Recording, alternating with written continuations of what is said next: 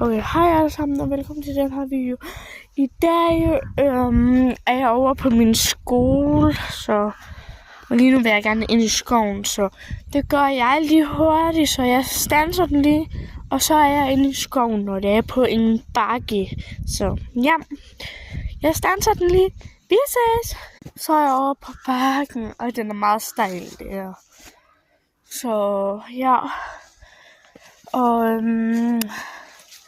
jeg vil bare spørge og sige, om det er, hvordan I har det og sådan noget. I kan bare skrive okay, og jeg har det ikke så godt og sådan noget.